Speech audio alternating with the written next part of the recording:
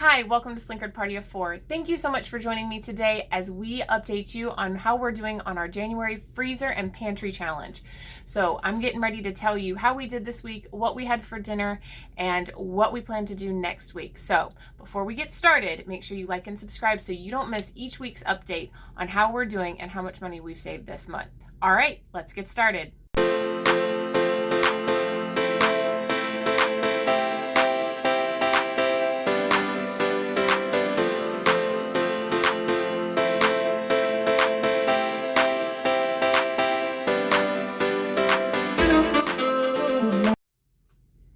Okay, so how did we do this week? So originally we had a plan in place for our entire week, and of course nothing ever goes as planned, but that's okay. But because we had a plan, we were able to quickly move things around and still make things work for us. So originally our plan was to have chicken pot pie with salad, breakfast biscuits and gravy and bacon, chuck roast with au gratin potatoes and steamed vegetables, and then we were going to have power hour at church where we eat at church, and then meatloaf, potatoes, and corn on the cob, chicken bites for Friday night, and cheese ravioli with salad.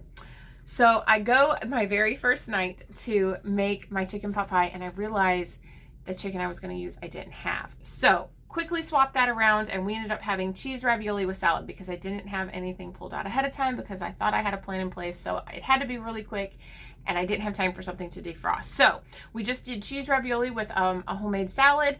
I have frozen cheese raviolis. I simply took that, put it in my Instant Pot with 1 jar of sauce. I put sauce, then some ravioli, then some sauce, ravioli, finished it off like that. I added about 1/4 of a jar of water just to make sure that it had enough liquid to come to pressure in my Instant Pot. And then I went ahead and I put that on for 2 minutes. Yes, just 2 minutes. And then as soon as it was done, I added a generous handful of mozzarella cheese as well as some grated Parmesan cheese. Mixed that together until it was all mixed well together. Added some parsley, and then that was it. Made a house salad and just served that for dinner, and it turned out wonderful. So that was Sunday. Monday, we ended up having biscuits and gravy because, like I said, my husband's fasting and he's fasting through breakfast, so he's been missing his biscuits and gravy. So I went ahead and made breakfast for dinner one night. So we had biscuits and gravy and eggs and bacon. So that was super easy. That's something I can always do for my family in about 30 minutes, start to finish. If you have not already seen my biscuits and gravy video, go ahead and watch that. We'll attach that to the end of this video so you can watch to see how easy that is to make. All right, next we had chuck roast with au gratin potatoes and steamed veggies. I actually ended up transforming this one and making it French dip sandwiches. You just take a chuck roast, put 2 cans of beef consomme, or you could also do beef broth in a slow cooker. I did it on low and slow all day long, and we just shredded it. It shredded it up beautifully. Put that on some rolls, but this time I've always used the sub rolls. But this time I decided to toast them up because there is a lot of juice to this recipe. So if you're not careful, the bread will get, it will get soggy if you don't toast the bread. So I wanted to toast the bread. So I just took some butter. I melted down the butter, added some garlic powder, shocker, I know, and some parsley and some onion powder to the butter. And then I put that on the bread, toasted it up in the oven for just a few minutes, and then broiled it to give it that nice little crunch. And then I went ahead and put the meat on that. It turned out beautifully. We've never done that before with the buns, but I definitely say take the extra few minutes to do that because it definitely made a difference in the sandwich. And as you can see in the picture, it looked amazing. And let me tell you what, it tasted amazing. You can put some banana peppers in it if you want while it's roasting. I do have one daughter that doesn't really too much care for too much of that flavor. So we just added them at the end. It was delicious. You put some mozzarella or provolone cheese. We ended up doing provolone cheese on ours. And then I served that with a salad as well. So that was really good. Okay. Power hour was Wednesday. Our girls ended up going to church for what we call power hour with the youth, and they always feed them dinner there. And I did not cook this week, so we were not there as well. So that is a built-in date night for me and my husband. So we did go out and have dinner, but that was planned into the budget. So, and anytime I get to spend some extra time with my hubby and just the two of us, and just go ahead and have that time to talk and reconnect, throughout the week, I definitely count that as a win and not money lost, but time and effort gained. So definitely take that into consideration when you're budgeting. All right, next was meatloaf. I did meatloaf, au gratin potatoes, and corn on the cob. So my mini cheddar bacon meatloafs I do ahead of time. They're super simple. If you've not seen that recipe, go check out my 10 freezer meals. I'll link that video at the end of this as well, so you can go check that out. But they're just bite-sized meatloafs. They've got bacon and cheddar in them, and they're absolutely delicious. They're just individual size, about the size of your palm.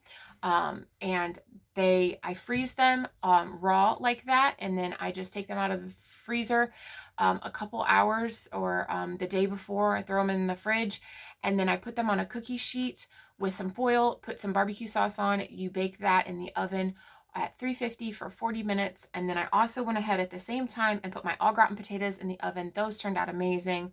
And then we had corn on the cob in the freezer from Amish country. It was peaches and cream corn on the cob, which is always a crowd pleaser in my home. So that was super easy and simple. It did take a while to bake, but everything was already prepared really, and all it had to do was be put in the oven. So I wasn't spent making up the meatloaf and preparing that. So it was really great to just already have that in my freezer that I could just go ahead and throw in.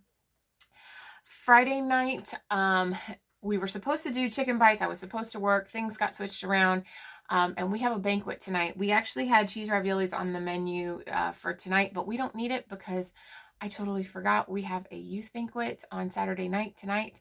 So last night we were at church prepping for that and setting up and decorating and preparing all the food and getting it ready to go in the ovens today. So while we were there preparing for that, the youth pastor went ahead and bought pizza for all the workers that were there prepping for that. So we had dinner and it was great and wonderful. My husband came home, ate some leftovers, and I will tell you, I'm super proud of this. I'm super excited about this. This week, we ate all of our leftovers, all of them. Nothing went to waste. Nothing went in the trash. Let me just tell you something. That makes my mama heart feel so good because number one, I know the food was good enough that they were willing to eat it a second time. Nothing went to waste. No money was thrown in the trash can.